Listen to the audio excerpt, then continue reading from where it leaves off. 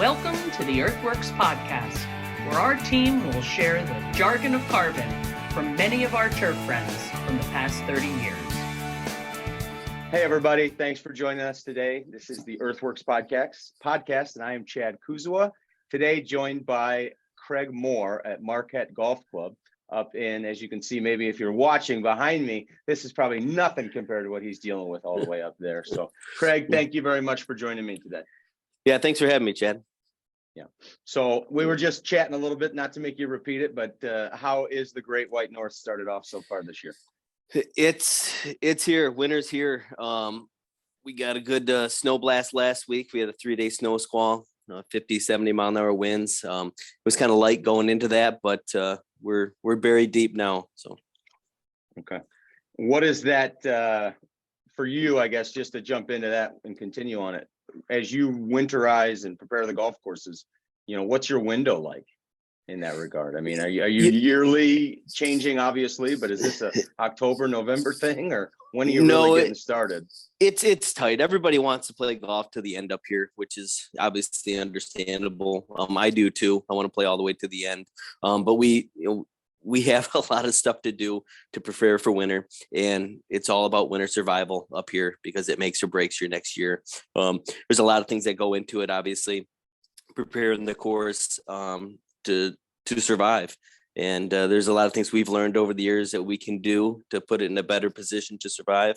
And we just have to give ourselves adequate time to do that. So we've got the 36 holes up here. We shut the one down first to get everything done on that course while we keep the other one open. And then we'll change gears and jump over there and get everything done over on that course. So. Okay. And we'll certainly touch more on that later, but just curious, because I know that window closes pretty quickly the further north you are. Yeah. And it's certainly the same for us. So why don't you tell us a little bit about yourself? How did you get into this business?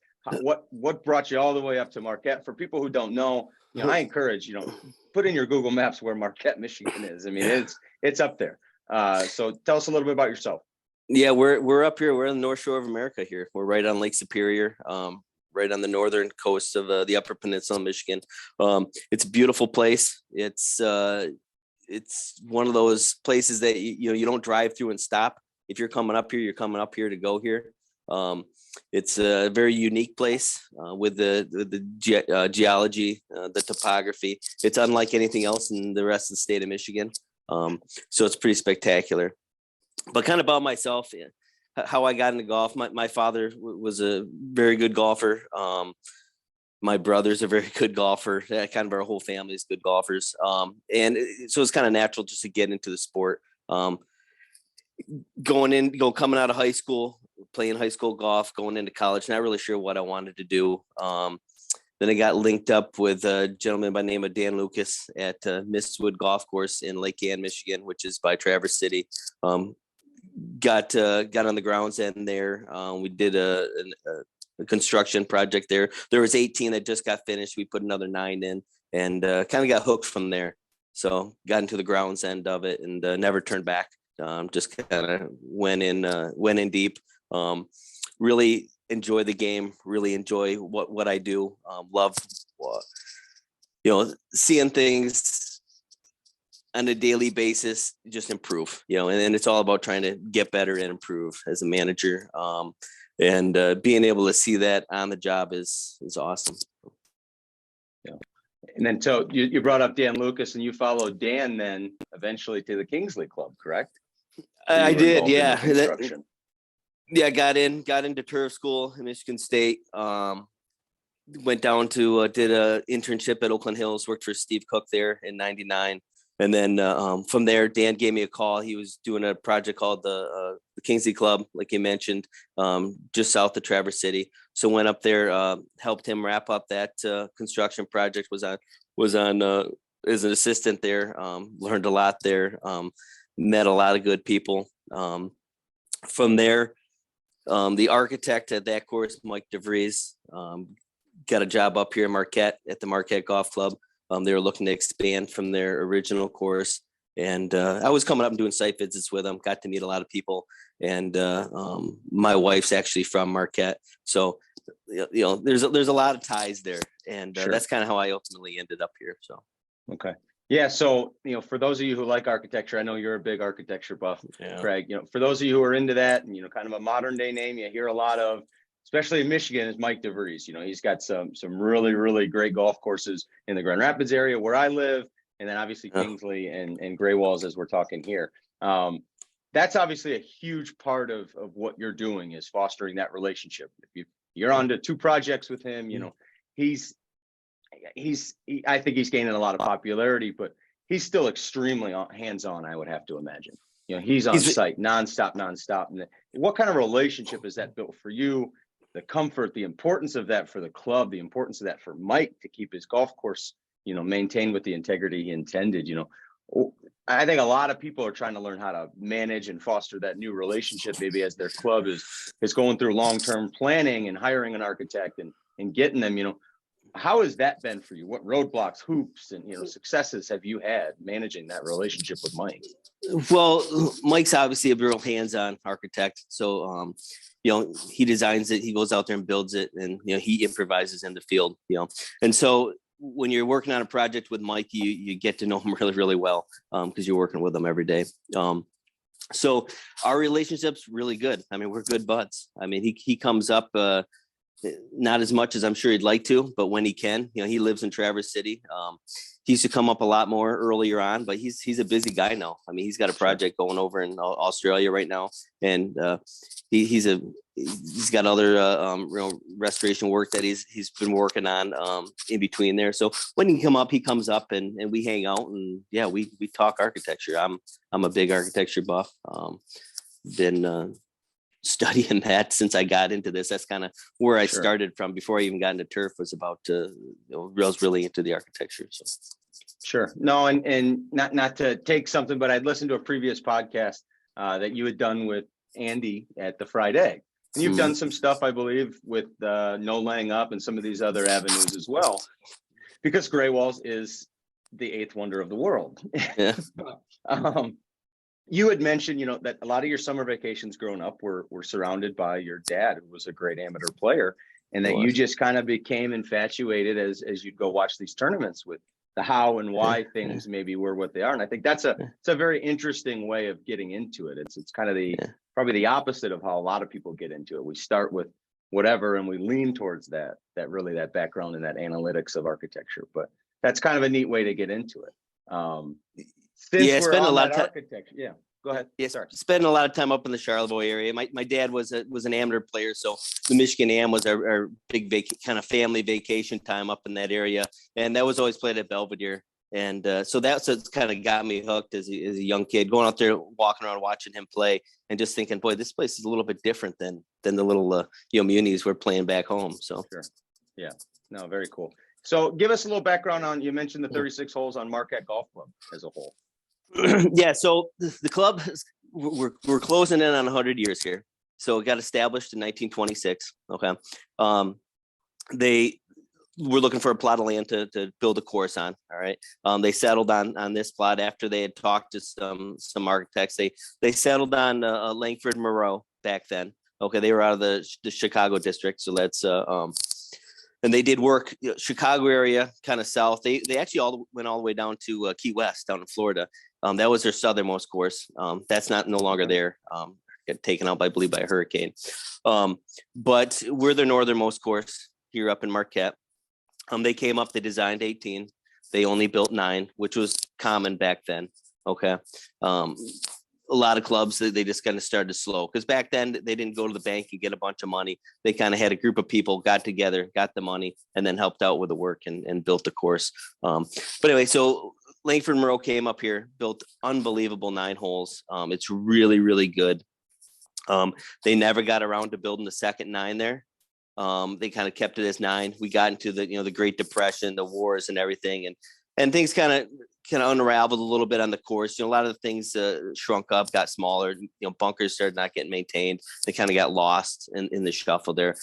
When the golf kind of swung back after a downturn in the country, in the 60s, they added another 9. David Gill put in that 9, and at that time they didn't have. They had kind of forgotten about Langford Moreau, which a lot of clubs kind of forgot who who did their original course. It wasn't something that they, I guess was high, I don't know. It wasn't very, to me, it's bizarre that they forgot about that, but they did. Yeah, they didn't. The history wasn't as paramount to them at that time. It wasn't. So they got into the 60s. They designed. David Gill came in, put in the second 9. Okay, and at that point, they had their 18 holes. They just started cruising along. We got into the 90s, and it was just an absolute golf factory again. They needed to do another edition, and so that's when they started seeking out architects then. To do another edition, because they did have some other land here that they had a well on. They purchased another 40 acres, and they had enough to put another whole 18-hole course on. So I was down at the Kingsley Club at the time when Marquette Golf Club was out looking for an architect. They actually came down. I remember when they came down because I knew some of them, and they were looking for looking at different courses, going as a group, going as a committee, and they settled on Mike DeVries. I knew when they came out on the first tee there that they were going to be sold, and sure enough they were, and they settled with Mike, and 2003 we put in the Gray Walls course, and it's something else. It's a very, very unique place. It's a very severe piece of land. I mean, the challenges in routing. I mean, just talk about that a little bit. Yeah, so a lot of rock. We're on bedrock here. So the routing, the job Mike did on the routing was just spectacular because of everything that we had to work around and not spending a lot of money. I mean, this is a site you could come in and spend $3 million on just dynamite, but we didn't. I mean, I think we were probably around, under 40,000, probably around 30,000 on dynamite. So it wasn't much at all. Opened up a couple landing areas. There was a gas line that went through the property. So there's an easement there. There's an Oriana Creek that runs through the property. It's a trout creek. So there were some things Mike had to work around too. But, tee to green proximity is all there. There's no long distances between holes. There's a long distance to the first tee. Sure is. But you can get a ride out. So he did a great job connecting the golf course to the property and to Mother Nature. I mean, truthfully, I would pay to just go hike it. And I'm fortunate enough to have played it multiple times also. But I mean, it really is just spectacular out there. And just so much different than the other 18 that you have. I imagine that's huge for visitors and members alike. And I mean, I know we've heard from you in the past that you're a golf factory. You got a lot of play in a really short season. I mean, what kind of numbers are we talking about? Is your average season 5-6 months? Is that probably correct? Maybe 7? 5.5 months, of really good weather. And then maybe a month, half a month on each end. It's questionable. And what kind of play numbers we talking about here? We do a lot of rounds. I mean, we're up to 50,000 plus rounds. And obviously it's 36 holes, but we have long days. Right around summer solstice, it doesn't get dark till 10:30 up here. So you can play. You can roll off the golf course at 10:30 at night. So and they do. And they do. I'm sure they do. They do. They do. With being on bedrock and stuff, do you mind? You would be better at it. I tried looking into it to explain it, but what kind of the geological history of Marquette is really unique in the first place? It is. Being iron and things like that. So do you mind telling us a little bit about Marquette, weather, geology, history, things like that? Yeah. So Marquette, the area here, we're the southern tip of the Canadian Shield. Okay. So it's all granite, basalt, bedrock. Okay. From that was scraped off with the glaciers 10,000 years ago. So we're just that southern tip. So it's really cool because you're in town. There's all this rock, and then you get towards Munising, gets towards sandstone more. You get towards Houghton, Hancock. It's kind of continues with that rock. But you can drive 5 miles outside of town, and all of a sudden it flattens out and it's all sand. All the way to Escanaba. So we really are just like that southern tip of this geological formation that kind of goes underneath Lake Superior and then continues up into Canada. And that's got to be a challenge, I would think, with managing turf grass. It is a challenge. So there's areas that we're mowing right over rock, and this is on the Gray Walls course here. The front nine a lot more rock, and then you get into the back nine and there's sand valleys. That just are filled with sand. It's really weird because you're looking right at the rock, and then you might be standing on 100 feet of sand that just goes straight down because that rock just dives straight down. So, in all these little channels, that's kind of where the golf course kind of works its way through. Sure.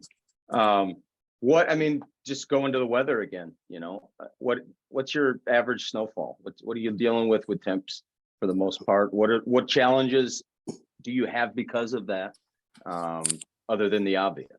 Yeah, we'll get up to 300 inches of snow here on the course, in town, which is, we're looking right at town. They may get 150 in town, but if you kind of go up the hill away from town, it just keeps getting dumped on more and more. And there's years that we'll see 300 inches of snow here on the golf course. But it melts off quick because there's not much of a shoulder season up here. We start rolling into spring, and all of a sudden we'll get this southwest wind coming out of Wisconsin, and we'll get 70-degree days, and that snow melts very, very quick. Sure. That's a good time to go out and clear drains. I can tell you that. Okay. When that water is rolling, I love getting out there, and you can really get all your drains flushed out real well. So okay. Yeah, because it's kind of like there's a cooling and warming effect to the lake, correct? There is, yeah, it moderates the temperature. So going into the fall, we won't have too many frost days here. But then again, you go 5 miles inland, and there's a hard frost because the lake kind of moderates it. You get into the spring of the year, because we'll get that southwest wind, so we get all that warmer air coming across the whole landmass of Wisconsin, and then the UP, and then it'll hit us, and so it'll actually be a little bit warmer. But you can go down by the lake, and we might have days where it's early spring where we get that hard southwest push of the wind, and it might be close to 80 degrees. You get down by the lake, and it might be 40. So right on the lakeshore. Yeah. So you've kind of got some interesting grass choices out there as well. You kind of, very wisely, but decided on a mixture. If I recall, because of cart traffic concerns to an extent, right? So you've got a fescue bluegrass ryegrass mix. Is that correct? No ryegrass, just the bluegrass, and then the fine fescue. Wanting the playability to the fine fescue, the low input aspects of that grass, but knowing that 99% of our rounds are done with carts, how would that hold up? And we were really concerned with it not holding up, especially early on. So that's why we added the bluegrass in the mix back then.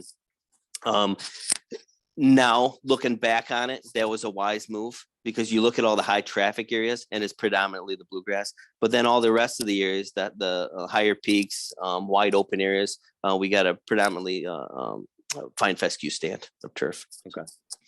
And that's exactly what we wanted to happen, because managing it, that's kind of how I'm managing it for that fine fescue, to get that playability, but knowing that the high traffic areas it would struggle. So sure.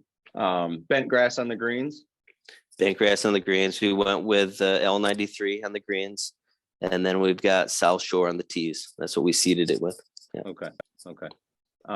Just to kind of change gears a little bit too, we'll go talk about the Heritage course a little bit. Yeah. Different grasses, obviously, from there. Everything over there. At Heinz 57, if it grows in the north, it's growing, right? If it grows in the north, it grows, and I'm fine with it. So I'll just manage it. Yep. Sure. But you all of a sudden have maybe some increased costs over there with winter protection. Is that fair to say? We do, because the poa populations are a little bit higher over there. Obviously managing it for a bentgrass fine fescue stand over there as well. And over time, you can kind of sway those populations a little bit. I think we're doing a pretty good job with that, but you're always going to have your poa. You're never going to get rid of it. So, you're looking at, if you get early ice cover, that's always a big concern up here, because the duration of the winter up here. And then going into spring, the crown hydration issues, if we get that turf breaking dormancy and all of a sudden we get some freezing events, some swings in the temperature, we've had some kill with that as well. So. Sure. You've done a lot of work with the University of Wisconsin regarding winter kill, correct? Correct. Yeah. Paul Koch does his snow mold research up here. So we're his northern site, because it's guaranteed we're guaranteed to have snow mold up here. Okay. Sure. It's areas that are not sprayed. It's one big coalesced mass of snow mold. Right. We get enough snow cover where it kind of insulates the ground. It keeps it at that perfect temperature for that growth. And so it's a great site for Paul to come up and do his research on. Yeah. No, I can recall probably on your Twitter or something a few years ago, just seeing, you just obviously were spraying just the fairway, I think it must have been, or just a tee, and just seeing those spray lines of where you stop in the rough. And I mean, you're right, it's a blanket of snow mold up to that line. Oh, we get fantastic pictures in the spring. Yeah. Because we'll get breakthrough in areas too, breakthrough in the fairways here and there. So we get, some really nice rings. But yeah, areas that aren't sprayed, they're rough, and in those areas, there's defined lines, and it's one big What's your course of mass. What is your course of action from there? You just deal with it and wait for it to get warmer? I mean, is there anything you do about that? Yeah, no, areas in the rough, they'll come back. Majority of that fungal growth's all up in the canopy. The crown of the plant's fine. When you start getting that, that kind of fungal growth on a green, it's not going to survive. It's going to go all the way down to the crown and just smoke it. So protection on the greens is critical. And then it kind of I kind of back off from there, approaches and tees a little bit more protection, and then you get to the fairways a little bit less, because they'll, even if you do have a little breakthrough, it'll grow out quickly. So sure. Yeah. What is your winter prep on the greens? Do you utilize covers at all? Are you using sand as a crown protectant? What is your go-to there? Yeah. So going into winter, I don't aerify the greens during the year. We want to be able to play all the way to the end. I don't want to disrupt golf at all. So I wait till we close, and then I go in there and I solid tine, and I'm using big tines. I'm going out there with the 7/8 tines, opening things up, before winter. And again, and that's for water movement, trying to get water off, not only surface drainage, but trying to get it off, going down through the profile as much as possible as well. And so that's why I do that. And then I don't use covers. We get enough snow, but I do bury them in sand. I put a heavy coat of sand down to kind of protect that crown a little bit. So if there is any windswept areas, the crown of the plant's kind of covered and protected. So. Okay. Is that forgive my naivety, I haven't managed turf that far north. Is most of the sand kind of dissipated with snow melt and kind of worked its way into the profile, or do you have a little bit of a mess to clean up when you're in the spring? In the spring of the year, no, it's between the snow and then, some spring rains. Yeah, it just pounds it down to the canopy. So it's really a nice prep for the spring, honestly. It's a perfect prep for the spring. Absolutely. We're lucky that we got to get the amount of moisture that we do in the form of snow and rain in the spring to kind of push it all down to that canopy. But it's great. Yeah, we come right out. We roll them out a few times and they're perfect again come spring. So, okay. Sticking with the heritage course, we mentioned the Langford Moreau 9. You've been a great advocate for your club with the history, and you've been very active in reestablishing those original greens pads. I'm sure a lot of listeners have talked about it with their clubs, or recently have gone through it, or are going through it now. It's certainly going around. What have you done with the processes? How did you find out exactly, archive wise, hey, where's this pad? Or did you just kind of say, hey, this looks like this is the pad? Or what was the process there? Yeah, so that's a good story. We can dive into that. So when I first played up here in kind of mid 90s, late 90s, I played with my future father-in-law, and came out here and they're just driving right up on the greens. I thought, what's going on? Well, and I said to him, I said, Bob, why are you guys driving your greens? And he says, well, that's not the green, that's the rough. I said, well, that's supposed to be the green. Like, you guys are driving right up on it. It was just bizarre to me. And that's how small these pads had shrunk up. And it just happened over years. I mean, like I said, it happened, back during the Depression era. They stopped maintaining all these areas and just kind of shrunk things up. They didn't have the labor, didn't have the machinery. Okay. And then years and years of winter kill. They might have robbed a little bit of sod here to fill in an area here. So that happened. And then, then just not watching it, over the years, you come out of winter up here. Like I said, if it's not treated for snow mold, it's smoked. And so the guy that goes out and mows for the first time in the spring just kind of cuts a corner a little bit. Next thing you know, there's a foot off a green, and the next year it's 2 feet, and so it just happened year after year after year. And so there was areas that, the greens had gotten down to about 3,000, 4,000 square feet, where it was on a 12, 13,000 square foot pad where it was supposed to be. Okay. And So obviously getting to the architecture side of it, you obviously a lot of lost pins, a lot of lost angles of play. You can't roll the ball up as much, but looking at it, and after doing this, doing this whole project throughout the years, the agronomic side of it, the surface drainage, that was the biggest thing that was lost, and I don't think enough people talk about that. Is the importance of surface drainage, because back when they built these things back in the 20s, I mean, they were using steam shovels and horses and man labor, and they weren't doing subsurface drainage like we have on the Gray Walls course. It was all surface drainage, and they knew that you had to get water off those greens, not only for winter survival but for consistent conditions during the year too. Because what happened when those pads shrunk up, you essentially created a pool, okay, and that pool just holds water. And so they would have winter kill after winter kill after winter kill. In fact, I was told when I took the job that I wouldn't be able to go 2 years in a row without a catastrophic winter kill event. And majority of that was because of drainage. My first 2 years here on my own, watching these water patterns and watching where we're getting this kill, and it was all because water was backing up. It wasn't getting off the surface. So the further along I've gotten on these green expansions, the higher the survival rate's been on these greens, and I'm tickled pink. I mean, it's fantastic what's going on here. So sure. So you started by just kind of slowly cutting them out, seeding them, sodding them. What has been your so it was 2.5 inch rough all the way in, so you can't just obviously hack that back. Sure. We didn't have a big capital budget to shut this place down and do it. So I knew it was going to be a slow go. I didn't want to disrupt play at all in doing this process. So it was a slow mow down. Okay. It took a few years to get down to approach height.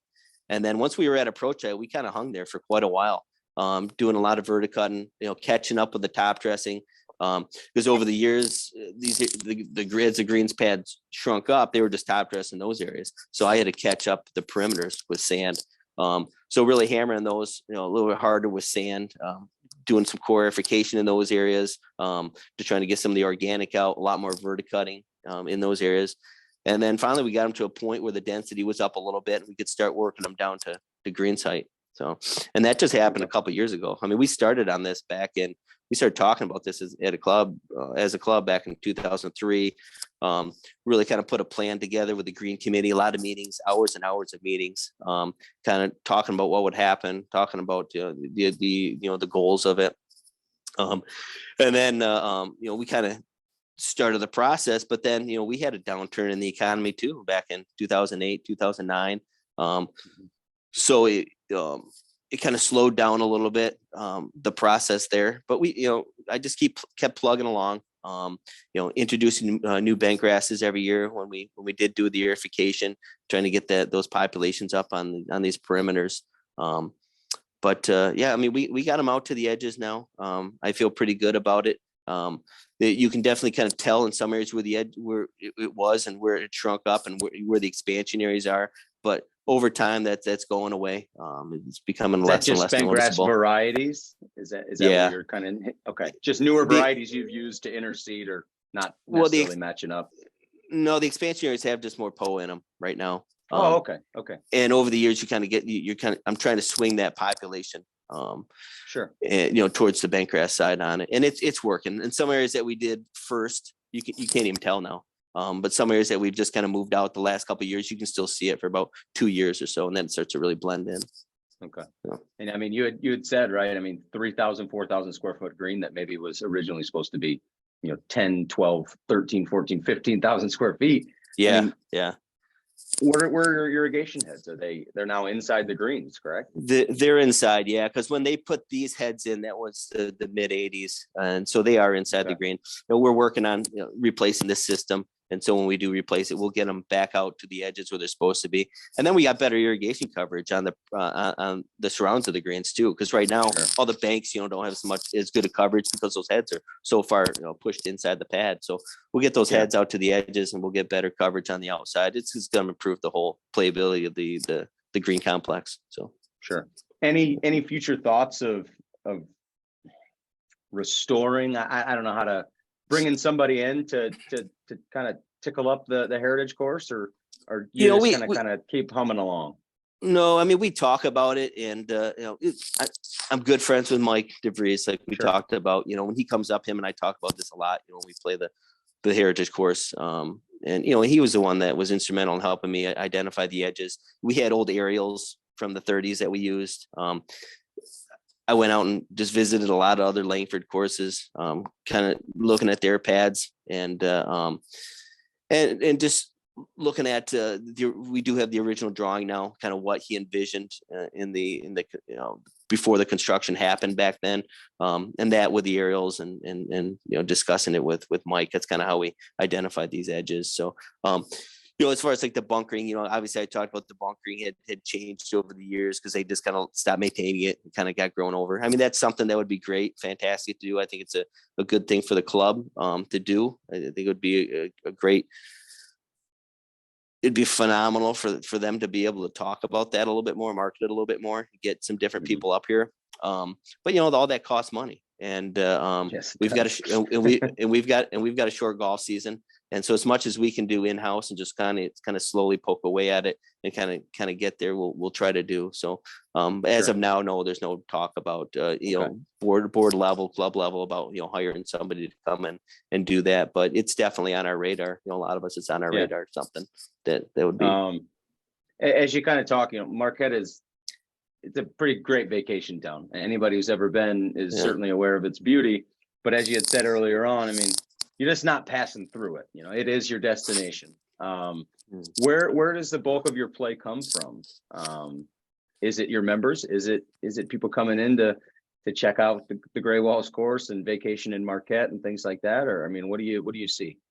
Well, the bulk of our play is from our members. Yeah. I mean, the total rounds is from our members, but outside play, it's Wisconsin. We get a lot of pull from Wisconsin, people, Green Bay area, all the way down to Milwaukee area. But it's starting to expand now. We're getting a lot more traffic out of Detroit area, a lot more traffic out of the Chicago area, as people want to explore the area. And then, especially with COVID, that really helped. that really helped us up here.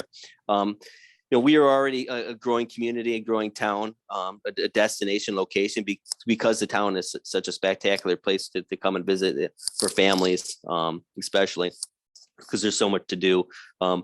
And as soon as people from those bigger cities started coming up, and they were just blown away by what we had here, as was I when I came up here the first time. So, as was I when I got up there the first time. I think that's probably a very normal thing. Once you want to go back, the moment you leave, you want to go back, yeah. And I think the same thing. I just went down to Detroit area for my family Christmas, and it was almost like a sigh of relief getting back up here because it's busy down there, and I enjoy the quietness up here at times. So you guys are the home course for Northern Michigan, is that correct or no? We are, yeah. We're the home course for Northern Michigan University up here. They've had God, how many years now have we been? Well, since they've had their program, they've been playing here. And but once the Gray Walls course came online, they were really excited, obviously. And so they've hosted probably 3 different GLIAC events up here over the years. With whether it be a end of the year tournament or mid-season tournament. And those are always fun, watching those kids play. They're just they're amazing. Watch those kids hit the ball. Yeah. And you get out there and play with your own sons quite a bit, correct? I do. Yeah. I used to be the king of my household. That's no longer. My oldest, he's a senior this year. He whips me every time. My middle son, he's a freshman. He gets me about 80% of the time now. And and even my youngest, who's just turned 11, he's got me a couple times. So they're golf nuts. Yeah, they love coming out. They work for me now. And my oldest does, and my younger 2 do come in as well and help out. But they just love being out here. They're coming down here every day and playing golf. They get with their buddies and tool around, and that's how you get good. You get good by playing. So constantly being out there. Yeah. The Gray Walls is not a cookie cutter easy golf course either. There's a lot in front of you that can distract you from what you need to do, and oftentimes it's maybe a little bit simpler than what you think it was supposed to be. Yeah. So your first, which is great. It's a thinking golf course, right? I mean, that's great. Yeah, no, absolutely. I mean, your first time out here, it's visually intimidating, okay, to play golf. And there's a lot of ooh and ah, and you almost, you can't even get over it. I mean, your first round, it's truthfully, it's the ooh and ah I couldn't get over. It was like, who cares about the scorecard? We're going to hit golf balls and look at this. This is great. Yeah. It's just, you just can't believe that you're playing golf in this type of topography and geology. You know, it's really mind blowing. And then the vistas and the views. I mean, you get views all the way to Munising, which is 55 miles away if you were to drive there. Not that far as crow flies, but I mean, you're looking out over Lake Superior, and it's just a spectacular place. You get those nice high pressure systems that come in the summer, and it's just glorious weather. And but yeah, so your first round, like we talked about, is very visually intimidating. Once you get over that and you figure things out, you know, and kind of where to hit the ball, where to work the ball off of. I mean, I shoot the same scores on both golf courses, the Heritage and Gray Walls now. So it's no different to me. You know, just kind of knowing where to place your ball and work it. So. I mean, you could say that about some of the Langford Moreau features, right? It's not necessarily always about the target. Like, it's about the target. It's not about landing at the target necessarily. It's landing it elsewhere and moving towards the target, if you will. No, it's not about just standing on the tee and swinging as hard as you can. No, I mean, there's a strategy to it. You know, there's those risk reward shots. Like, if you hit this shot, you're going to be really rewarded. But if you miss that shot, you might not be too happy. But there's always another avenue, you know, to kind of work around that hazard. So, sure. No, it's thought provoking. Like I said, with Mike DeVries having a lot of golf in West Michigan, you know, where I'm at, you know, I frequent the Mines, Pilgrim's Run, Diamond Springs. It's just something a little bit different always. And it's a lot of thinking, a lot of fun. Not everybody loves it. It's not I don't think it's for the person who plays 5 times a year always. But I think it's nice and thought provoking, and it's something not every course has to offer. Yeah, no, I mean, he always gives people an opportunity to play different shots, and that's what makes good golf, you know, creating options. And when you have that in a golf course, boy, you got something special, because I mean, you're catering to all different golf games, and not everybody plays the same. You know, not everybody hits that aerial shot. You know, not everybody has the ground game shot. But when you can kind of build a place that you can utilize both, or a combination of them, I mean, you got something really good. I mean, so you say you shoot the same score on both courses, but which would you say your average member would say the same? I just look at the courses as very, very different, drastically different, which I think is awesome for a membership to have such polarizingly different golf courses. But do they lean towards playing one or the other? Well, I think a lot of the membership up here, if they're a combined member on both courses, they probably play the Gray Walls course more. Okay. But we also have just a Heritage only membership, and those individuals just play on the Heritage course. But I would say the combined members probably play Gray Walls more, just because they won the beauty of it. You know, they like to challenge a little bit more. You know, majority of our leagues are over here on the Gray Walls course, the member leagues. We do have several other leagues on the Heritage course as well. But we've got the traditional Monday women's league day, Tuesday men's league day. So a lot of them do play in that and partake in those activities. Sure. And with that volume of rounds and no shoulder season and what I have to presume is a limited staff.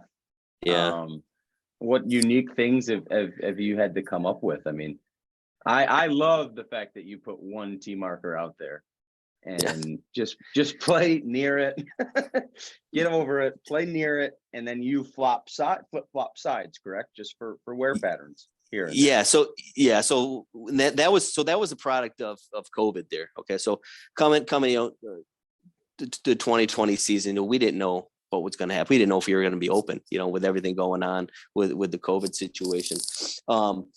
So, you know, kind of held back on hiring because we didn't know if we were going to be able to afford staff at the time. And so we were really looking at everywhere we could kind of save. Okay. And before that, we had 2 rocks that were out for tee markers. Okay. And those rocks had to be moved every day, because if you didn't move them, you'd get a little yellow spot underneath them on the tee. Okay. Not only that, but, you know, days that we're mowing them, we'd have to pull them off to the side from the mower. Mower would have to mow the tee, get off, grab the rocks, put them back. So just looking at all the man hours, we're just trying to save man hours because we knew we were going to be short staffed if we were even going to be open. And so we came up with that, just a single stake. We had seen that at other places, and it really worked well.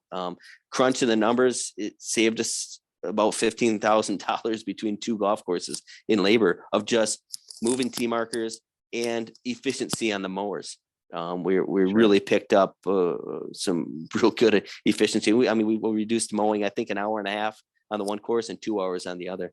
So, and you start crunching all those numbers, and that's time that individual can do something else on the golf course. So, and so then we've just stuck with it because of the efficiencies it's created and the savings that it's created. So, would that create a rules issue? I've always kind of been curious. Do you technically have to have two sets? Or do you have to be behind it? Is there anything that coincides with that rules wise? So if there's like tournament play, we'll put out two. Okay, for a term for that specific tournament.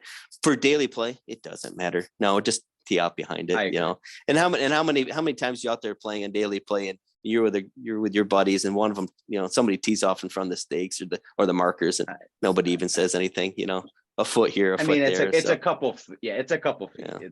It shouldn't be the end of the world. Yeah. So no, it hasn't. that hasn't been an issue at all. But like I say, our mowers can pull right up. We don't even have to pull them for them. They can pull right up, grab the stake, mow the tee, put the stake back.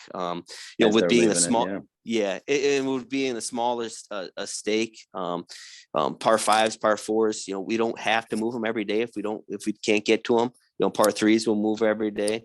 But so that's a savings there as well. Yeah, big time savings. Staff wise, what do you have? Obviously you probably have a core group, I would imagine. Do you get any college help? Yeah, so I've got a great core group of individuals here. About 3 or 4 that come back every year on the 2 golf courses. And then we kind of build from that. That's where the challenge has been the last few years, is building from that. My core group is great. We can kind of get things done, but we do rely on all that extra help during the busy times to get everything done. And it's been a challenge. 2 years or the first year of COVID, on the Gray Walls course, I ended up running just 5 guys. Or 5 employees. I don't want to say guys because I have gals as well. So 5 employees on the Gray Walls course. I had 6 on the Heritage course, and it was a challenge. It was a real challenge. What is the total acreage of your property? We got there's 231 that's on the Gray Walls course that sits on, and then there's about 119 on the Heritage course. And it's one big property. It's all joined together. So, and you're talking 10, 11 employees taking care of. Yeah. So it's all about being very efficient at what we do. Okay. And that comes down to growing turf too. Not growing too much grass. You're growing too much grass. You got to maintain it more. And that's we don't have the staff to do that. So we mow fairways twice a week, and that's all it needs. Sometimes we only mow it once a week. Just really, we're really dialed in on our growth rate. Now, and I understand that, each golf course is its own entity, microclimate and everything. But, as we talk about this, your golf courses are in phenomenal shape. Nobody would ever think anything like that. I truthfully think sometimes the less is more can be helpful. I don't know. I love hearing the stories and then thinking about it and then being on your property, just like, how are you doing this? So even tees. We were down to mowing tees once a week. You would never even know. Know. There's times we got to mow the par threes an extra time because we want just a little bit more growth, fraying and encourage that lateral. And the divots and stuff. We want a little bit more growth on the par threes, but the rest of the tees, once a week. I never thought I'd get down to doing that in my career, but just really monitoring growth, monitoring yield, really watching fertility, and just kind of getting to that point. It's working for us, and it couldn't have come at a better time when because we were really kind of getting to that point right when kind of the COVID situation was coming about. Sure. I mean, I can't even imagine going back to mowing fairways 3 times a week and tees 3 times a week and all that with our staff. We couldn't do it. So, yeah, we're in a good so place. what do you have for year-round staff then? Because obviously you're not doing anything on the golf course, I would imagine, and maybe a little tree work here and there, but I don't even know if you could access some of that. Yeah, so year-round staff, it's just myself and the Heritage superintendent, Jake. So it's just the 2 of us year-round. The lead mechanic, he's off for about a month and a half. He likes taking some time off and just vegging out, but he'll be back in about 2 or 3 weeks here now. So then we'll get into grinding all the reels and stuff. But we're going through all the supplies and stuff right now. This time of year, snow removal is big. Every time it snows, and we're stuck in doing that for a day. A lot of planning, organizing for the season, and we do go out and do some tree work as much as possible. I'll just snow blow a path out to a tree that we got to manage, and we'll get out there and do it. So, but that's kind of pick and choose your days, because I'm not going out there when it's -20. We'll pick a day when it's in the 20s to kind of do that at least. Sure. So, but that's kind of year-round staff, and the rest is all seasonal. They might be on for 8-9 months. We do have an assistant on the Gray Walls course, and so he's on for about 10 months. He's off for a couple months as well. So, yeah.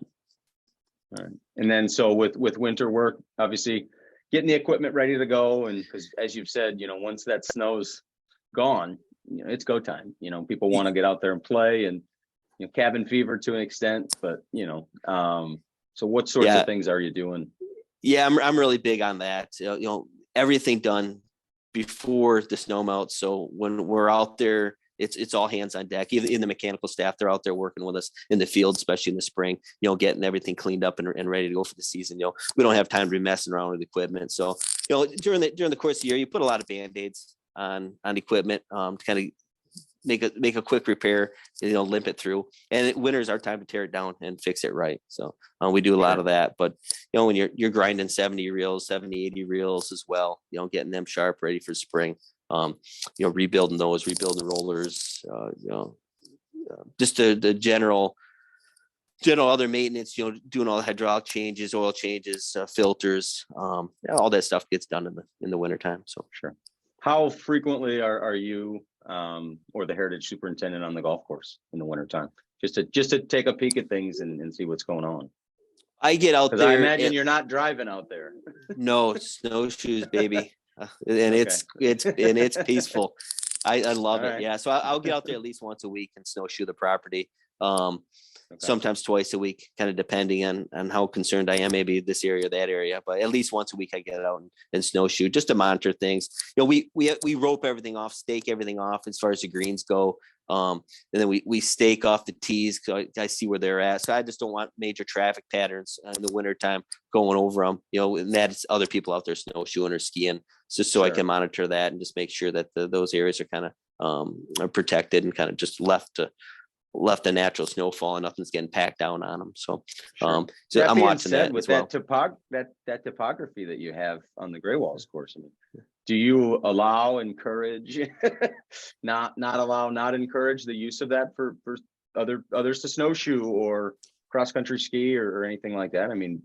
Is that an issue? We just don't say anything about it. If people come out and enjoy it, I have no problem with it, as long as they're staying off the greens and the tees. I have no problem with it. Obviously, we don't want snowmobiles out there. Snowmobiles can cause some good damage. But yeah, if there's people out there sledding, snowshoeing, skiing, I as long as they're avoiding the areas that we have marked off, I don't mind. So, and a lot of it is the members that go out there and do that. So, and they enjoy the property year round.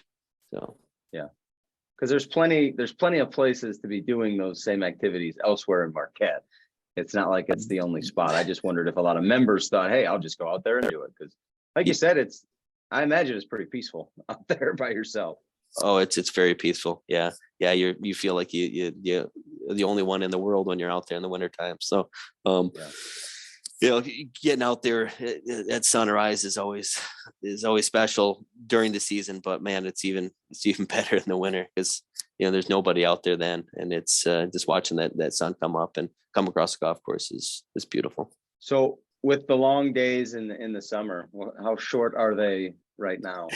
yeah, we're going the other way now. Yeah, we just hit that last week. So exactly. I thought last night it was like, man, it sure is light out late right now. But I mean, literally, what time are you light out? What time are you getting dark this time of year?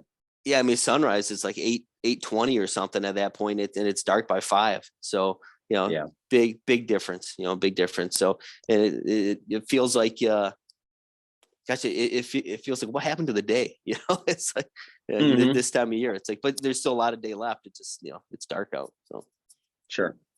And you're pretty busy still, I imagine, with other stuff. You still got the boys playing hockey this year? Oh yeah, boys are playing hockey. Yeah, boys are playing hockey. My oldest is 3rd year on the varsity team, so he's being a senior this year, getting a lot of playing time and really enjoying it.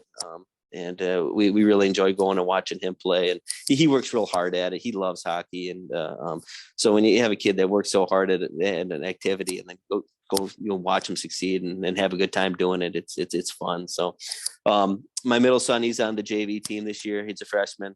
Having a good time with that. And then my youngest is he's a peewee level right now. So a U12, and he's on a developmental team right now, and having a good time as well. So, being the 3 kids playing, it's difficult, kind of splitting up our time. There's not 3 parents, right?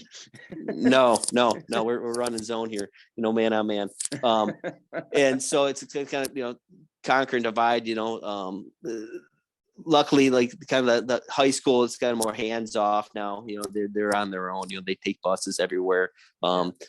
Coaches really, really good at organizing the whole season. So they've got everything lined up, and so we can essentially just kind of show up at the games and watch them play. Kind of same thing with the JV now too. But my youngest is more hands on, because obviously one of us has to be with him and go with them and get the hotels and everything when they're traveling around and playing. So, but yeah, it makes winter go by real quick when you have 3 boys playing hockey. No, that's for sure. I grew up playing, and I got a brother who's a year older than I am, and he played, and be like that every 3rd year we'd be on separate teams or what have you. And admittedly, he was a better player than I was, so there was also some differences in teams there. But I know that it spreads the parents pretty thin. So I imagine the extra kid there is impossible at times. Yeah. Yeah, it's difficult. I hate missing, I hate missing games and hate any of them. But there's just not much you can do. So my wife and I just split it up, between the 3 of them. So we kind of all get, we both get a chance to watch them play. So, yeah. Well, as usual, this hour goes by pretty quickly, but I do have kind of just a couple wrap up questions for you. As an architecture buff that you are, lucky enough, I encourage anybody who isn't familiar or hasn't had the fortune of getting out to either the Kingsley Club or Gray Walls or any of Mike DeVries' designs. Look at them, especially the Gray Walls course. I mean, it is truly spectacular. If you weren't involved with Mike DeVries and managing 9 holes of Langford and Moreau, what's your go-to on the architecture from there? Who's your favorite architect? What course would you prefer to be managing if it weren't those architects? Oh, that's a good question. That's a good question. I like being at a place that, they're kind of more just golf focused. Okay. Like they're just golf focused here. And then kind of just talking to them about the architecture and, kind of seeing light bulbs, turn on when you're speaking to them about it. So that, I've enjoyed that aspect here. So I don't know if I'd be able to go to a place like a big time place that already had everything dialed in on their architecture scheme. Okay. I like tinkering with it. So it'd probably have to be a smaller place, and I'd love to be able to stick with Langford and Moreau because I love their stuff. I've done such a big deep dive into their work and everything. So if it was one other place, it'd have to be a place that another Langford Moreau that not many people knew about, that it would be a fun place to go and kind of revive again, Okay. Especially the green pads, so, something like Kinky Elks or like Springer Valley or something like that, So. Have you played all of those? I mean, have you pretty much done most of it? Because as you mentioned earlier, Chicago district, I mean, a lot of this is Chicago, Milwaukee, Wisconsin, Illinois, Michigan, that sort of thing. You got Culver in Indiana. Have you gone out and seen most of them? Yeah, Lasonia golf links. I mean, my first time I went to Lasonia. That's the best place in the world. Yeah, that's golf heaven. That's all I tell my anybody. gosh. Yeah, first time I went there, I was blown away, at the scale of that property and what they did with everything, with their restoration work that they've done. So, and they're still poking away at a little bit too. But then, I went down and saw Mike at Culver's and was just blown away by that 9-hole track too. Okay. But yeah, so it'd probably be another Langford Moreau kind of lesser known place that would be nice to kind of go in and kind of work on a little bit. So we can say they're your favorite. They're your favorite. They're my favorite group, no doubt. Okay. Yeah, they're my favorite, and no desire to leave this place anytime soon. Sure. Probably gonna retire here. So and just kind of keep working on what we're working on here. We got a good thing going. I'm real happy with the direction that we're going. So yeah. Okay. I probably know the answer here, but maybe not. But how about Dream Foursome and where are you going to play? Dream Foursome? Yeah, and where are you going to tee it up at? Oh, geez. Dream Foursome. And it's probably. I guess I can have two answers for the Dream Foursome. It's one that I play with all the time, and it's just me and my kids. So yeah, no, and I think that's pretty special. That's awesome. That's kind of a dream every time I get to go out and play with them. So I kind of joked with my wife back when we just had the two, and thinking about having a third, and I said, well, honey, you're going to be out of the foursome if we have another kid, and just kind of joking with her, but we play a lot of 5-some golf here in the evening. I can tell you that. But sure. With the kids, another dream foursome, going back, if I could pick anybody in time, old Tom Morris would be one in there. I'd probably have Bobby Jones in there just to talk to him. And then I'd probably have to go with a golden age architect too. And I'm going to throw Mackenzie in there because I'd just like to talk to him because he was kind of traveling around the world and just kind of talking to him about and his properties that he went and worked on too. So that would probably be if I had to pick some dead. That's a hell of an answer. I like it. That would be a great foursome. I think you guys are gonna have a few cocktails afterwards too, probably. And then the second part of your question though, the course set I'd play, it'd probably be somewhere overseas, Royal Dornick, or maybe even if old Tom was involved, playing St. Andrews with him, Sure. Have you gone over and played overseas? Over in Europe at all? So I've been to England, didn't play golf there, but checked out a few courses when I was over there. I went to Denmark, played some golf in Denmark, went over to Sweden, and we were actually heading over to Ireland in March, and then we're going to get over to Scotland as well. My wife's got a conference that she's presenting at over there. And we decided to do that as a senior trip for my oldest. So we're going as a family, and we'll be checking out some golf courses. Very cool. Very cool. Well, like I said, I really do appreciate you coming on with me, appreciating us being able to get this done. I hope you are enjoying some R&R a little bit, enjoying those snowshoe walks, and take some time because I do know that you're pumping it 5 a.m. to 10 p.m. in the summer, so you need a little relaxation. It's intense during the season, and this time of year I enjoy it. So, sure, yeah, no, but thank you so much. Happy New Year to you. Best of luck to you and your staff as things ramp back up in the spring, and I'm sure I'll see you sooner than later. All right, thanks, Chad. Good talking to you. All right, appreciate it. Thanks everybody for listening. Same to everybody listening. Best of luck in 2023 to you and your staffs. Let's make it a good one. So thanks, guys.